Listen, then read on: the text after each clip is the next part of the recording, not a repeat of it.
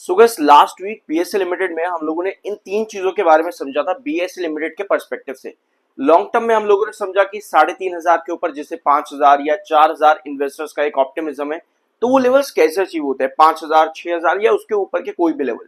In a long run BSA limited काम कैसे करता है इन टारगेट्स के लिए हम लोगों ने पिछले हफ्ते इस चीज के बारे में समझा था। साथ में टेक्निकल्स जैसे कि आपके आरएसआई एंड एमएफआई, इस पर किस तरह से शॉर्टर्स काम करते हैं हमने इसके बारे में समझा। साथ में कंपनी के फाइनेंशियल्स जो कि कंपनी की फंडामेंटल हेल्थ को भी हर बार बढ़ाते हैं, इंप्रूव करते हैं, इन सब चीजों के बारे में हमने पिछले हफ्ते डिटेल में वीडियोस डिस्कस किए थे बीएससी लिमिटेड के पर्सपेक्टिव से। अब आज के वीडियो के अंदर हम डिस्कस करेंगे यहाँ पर कि किस तरीके से इसके दोनों ही टेक्निकल्स यहाँ पर आज काम कर रहे हैं और पास्ट में किस तरह से कंपनी ने परफॉर्म किया है।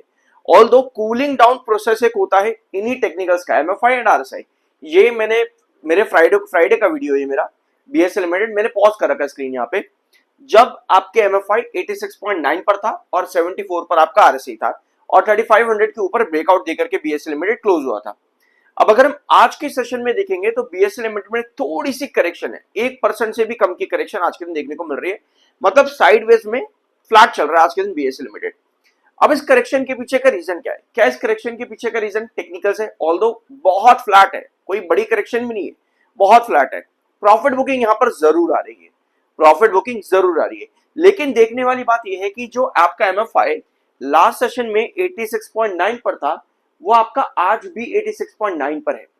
अब इंपॉर्टेंट चीज यहां पर ये रहेगी कि दिन के आखिर में जाकर के, मतलब 3:30 बजे के बाद जब आप 7-8 बजे इसके एमएफआई एंड आरएसआई देखोगे, क्या ये भी कूल डाउन हो चुके होंगे? क्योंकि यही सबसे ज्यादा जरूरी चीज है। आपको याद होगा सितंबर अक्टूबर के टाइम पर जब बीएससी लिमिटेड 2520 के पास काम कर रहा था, जो कि बीएससी का रिजेक्शन था, और उस समय बीएससी का एमएफआई भी 95 के आसपास काम कर रहा था। ठीक है, ये बात सितंबर अक्टूबर की है जब 2520 पर बीएससी का रिजेक्शन था और 95 पर आपका एमएफआई था। हमने वहां पर कूलिंग डाउन प्रोसेस डिस्कस किया था और हल्की सी करेक्शन 2520 से लेकर के 2450 तक की करेक्शन में ही बीएससी लिमिटेड का एमएफआई जो 95 पर था वो 66 के आसपास करेक्ट होता देखने को मिला। इसको कहते हैं छोटी सी करेक्शन में कूलिंग डाउन, ताकि ब्रेकआउट और फर्दर कैरी हो सके। अगर बीएससी लिमिटेड में आज ऐसा होता है कि आपका एमएफआई 86 के नीचे आ जाए और आपका आरएसआई 70s के नीचे आ जाए, तो यहाँ पर चांसेस है कि ये कूलिंग डाउन प्रोसेस कंप्लीट हो और आपको बीएससी लिमिटेड में वापस से रिकवरी देखने को मिले, मतलब कि नेक्स्ट ब्रेकआउट की तरफ बीएससी लिमिटेड जाए। अब ये बात होगी टेक्निकल पॉइंट ऑफ व्यू पर, और अगर आप इसके चार्ट पर आओगे, सब्सक्राइब कर देना प्लीज अगर अभी तक नहीं किया है तो। अगर इस वीडियो पे 1000 व्यूज आते तो एटलीस्ट 30 से 40 व्यूअर्स नए अगर आप हो तो सब्सक्राइब प्लीज जरूर कर देना। ये है आज के दिन बीएससी लिमिटेड की कैंडल। यूजुअली इस तरह की कैंडल्स जब भी आपके टेक्निकल्स बेयरिश होते हैं, माना जाता है कि यहाँ पर हैवी प्रॉफिट बुकिंग है, माना जाता है कि यहाँ पर हैवी प्रॉफिट बुकिंग है, क्योंकि अगर आप आज के दिन का हाई देखोगे काफी अच्छा खासा 3570 के आसपास या 80s के आसपास का आज के दिन का हाई लग चुका है और 3400 के आसपास स्टॉक में करेक्शन भी देखने को मिली, 3490 के अंदर करेक्शन भी देखने को मिली यहाँ पे। अब ये टॉप का कैंडल है जो कि सेलर को इंडिकेट करता है, बट अगर आप इस चार्ट को 30 मिनट टाइम फ्रेम पर कन्वर्ट करोगे तो आप लोग को नजर आएगा कि बीएससी ने जब जब ब्रेकआउट दिया है, यहां पर नोट करना इस चीज को, जब जब बीएससी लिमिटेड ने रिसेंटली ब्रेकआउट दिया है 30 मिनट टाइम फ्रेम पर, हर बार आपको करेक्शन देखने को यहां पर मिली है, हर बार आपको करेक्शन देखने को मिली है, उसके बाद जाकर के एक नया परपेंडिकुलर बना है।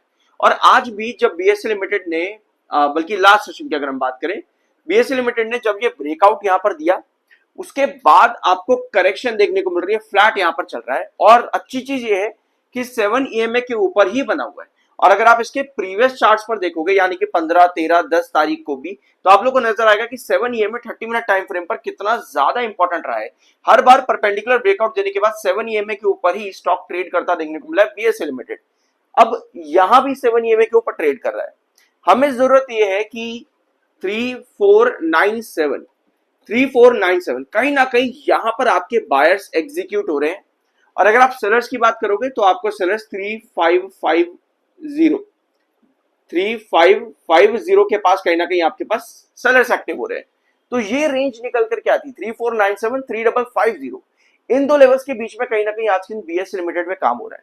यानी कि हमें जरूरत क्या है कि 3550 एक बार ये लेवल को क्रॉस कर दे बीएससी लिमिटेड, तो शायद हमको फिर से यही पैटर्न कंटिन्यू होता देखने को मिल सकता है। जो पिछले 15-20 दिनों में बीएसए लिमिटेड ने दिखाया है। हर बार परपेंडिकुलर के बाद में थोड़ी सी करेक्शन 7 EMA के ऊपर बेस और देन वापस से एक नया ब्रेकआउट। इस सब में आपके टेक्निकल्स जो अभी हमने एमएफआई एंड आरएसआई डिस्कस किए वो बहुत ज्यादा हेल्पफुल आपके होने वाले हैं।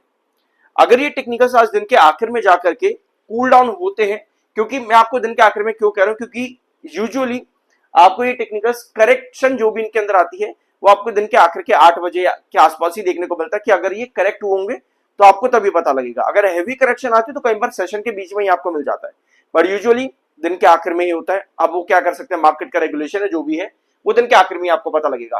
तो इन टेक्निकल्स का इस समय बहुत ज्यादा इंपॉर्टेंट रोल रहेगा बीएसए लिमिटेड के अंदर। अब शॉर्टर सबसे ज्यादा एग्जिट करते हैं इस तरह के टेक्निकल्स पर, वेयरएज लॉन्ग टर्म इन्वेस्टर्स क्या करते हैं। वैसे मैंने बीएसए लिमिटेड का आज के दिन लॉन्ग टर्म का चार्ट यहां पर अभी नहीं लिया है, बट स्टिल मैं आपको एक एग्जांपल दे देता हूं। वैसे अगर आप मेरे चैनल पर रेगुलर रहे हो तो आपको मालूम है कि बीएसए लिमिटेड वेजेस पैटर्न के ऊपर काम करता है। ठीक है, इस तरह से परपेंडिकुलर ब्रेकआउट देता है, फिर साइडवेज चलता है एंड देन फिर डाउनवर्ड थोड़ा सा वेजेस पैटर्न, फिर आपको परपेंडिकुलर ब्रेकआउट मिलता है, फिर आपका अपवर्ड वेजेस पैटर्न। कुछ इस तरीके से बीएसए लिमिटेड का चार्ट आप लोगों को देखने को मिलता है। यानी ना लॉन्ग रन बीएसए लिमिटेड काफी अच्छे पैटर्न के ऊपर है। वेजेस पैटर्न आपके काफी सारी चीजें बनाता है।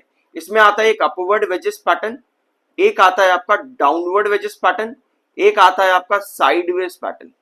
ठीक है, ये तीन पैटर्न्स आते हैं और इन तीनों पैटर्न्स में जो भी आपका ब्रेकआउट या ब्रेकडाउन होता है वो हमेशा परपेंडिकुलर होता है। अगर आप बीएसए लिमिटेड में वेजेस पैटर्न को समझ रहे हो तो आपके लिए बीएसए लिमिटेड लॉन्ग टर्म से बढ़िया कुछ नहीं हो सकता। अब इसके पीछे भी देखो रीजन होते हैं। लॉन्ग टर्म डजंट मीन कि अगर आपका वेजेस पैटर्न है तो आप लॉन्ग टर्म ही जाओगे, कि आपको वेजेस पैटर्न में इस तरह से वेज अपवर्ड वेजेस पैटर्न मिलता है, फिर आपका परपेंडिकुलर ब्रेकआउट आता है, फिर साइडवेज चलता है, फिर थोड़ा सा डाउन साइड के अंदर करेक्शन के बाद फिर परपेंडिकुलर ब्रेकआउट होता है, फिर आपका अपवर्ड वेजेस पैटर्न आता है। इट डजंट मीन कि आपको इस तरह से फॉलो कर रहा है, लेकिन किसी भी पैटर्न को आप इस तरीके से फॉलो तब करते हो जब आप उस कंपनी के फाइनेंशियल्स और फंडामेंटल्स से गो थ्रू हो चुके हो।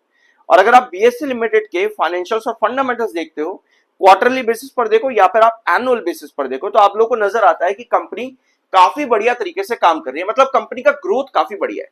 और अगर किसी कंपनी का ग्रोथ अच्छा है और वो कंपनी वेजेस पैटर्न के ऊपर काम कर रही है तो डेफिनेटली वो कंपनी लॉन्ग टर्म के लिए अच्छा ग्रोथ करती देखने को मिलेगी। बट लॉन्ग टर्म भी उसके लिए डिपेंड करता है कि उसने खरीदारी कहां कर रखी है। पता चले कि आपने टॉप पर एंट्री कर रखी है और आप कह रहे हो अच्छा जी वेजेस पैटर्न, देन आप टॉप पर एंट्री करके थोड़ी करेक्शन है और फिर आप पैनिक हो रहे हो। पैनिक वाला चीज यहाँ पर नहीं होना चाहिए। स्ट्रैटेजीज हमेशा बननी चाहिए। अगर आप कई बार नुकसान में भी आते हो, जैसे कि जून जुलाई में बीएसए लिमिटेड 2025 में अपना टॉप लगाया था लगभग 3000 के आसपास, उसके बाद 2100 के भी नीचे गिरावट देखने को मिली। अब वो वाले इन्वेस्टर्स पैनिक हो गए होंगे जिन्होंने 3000 पर खरीदा। लगभग 8 महीने स्टॉक को लगे वहां तक वापस आने के अंदर, अभी तो 3500 पे है, लगभग 8 महीने। तो वो इन्वेस्टर्स जिन्होंने यहाँ टॉप पर खरीदारी करी वो तो कह रहे कि भाई ये पैटर्न वगैरह कुछ नहीं होता, सब बकवास है, उनके लिए बकवास है।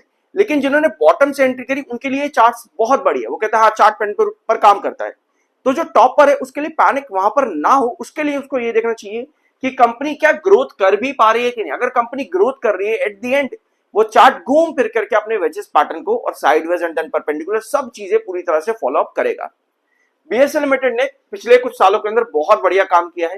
कंपनी 2021 में अगर देखोगे 630 करोड़ के रेवेन्यू पर थी, वहां से 841, 925, 1568, 3212, 1400, 4170। यानी कि अगर हम इस पूरे पैटर्न के अंदर कंपनी के पिछले 3 साल में देखें तो कंपनी ने ग्रोथ बहुत बढ़िया दिया है। 100% के आसपास कंपनी का ग्रोथ देखने को मिला फाइनेंशियल 25 के अंदर और 105% का। और अभी कंपनी का यहां पर मार्च आना बाकी है रिजल्ट। यानी कि अगर मार्च में कंपनी कोई भी नंबर ऊपर की तरफ देती है तो कंपनी का ग्रोथ आपको बढ़ता देखने को मिल सकता है। ऑल्दो 105 यहां पर नहीं आएगा क्योंकि 105 देने के लिए कंपनी को 6000 करोड़ के भी ऊपर का रेवेन्यू बनाना है फाइनेंशियल 26 के अंदर, जो कि अभी नजर नहीं आता है। मतलब कंपनी अल्टीमेटली ग्रोथ तो ले रही है, जो कि अच्छी बात है। आपके पैटर्न्स भी उसके ऊपर काम करते हैं। इन द लॉन्ग टर्म ये आपको एक हेल्दी पैटर्न ड्रॉ करके देता है। और अगर करेक्शन भी आती है तो वो टेक्निकल पॉइंट ऑफ व्यू पे काफी हेल्दी होती है। और अगर आप बीएसए लिमिटेड का ये पूरा चार्ट देखोगे, ये आपके एमएफआई एंड आरएसआई का चार्ट है, ये आपके एमएफआई एंड आरएसआई का चार्ट है। इस समय आप यहां टॉप पर और आप देखोगे ये टॉप जो है ना ये काफी हद तक पैरेलल है।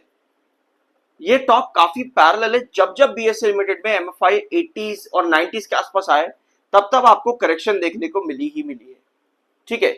ऑल्दो मैंने फिर आपको बताऊं कि कूलिंग डाउन प्रोसेस बहुत ज्यादा मैटर करता है।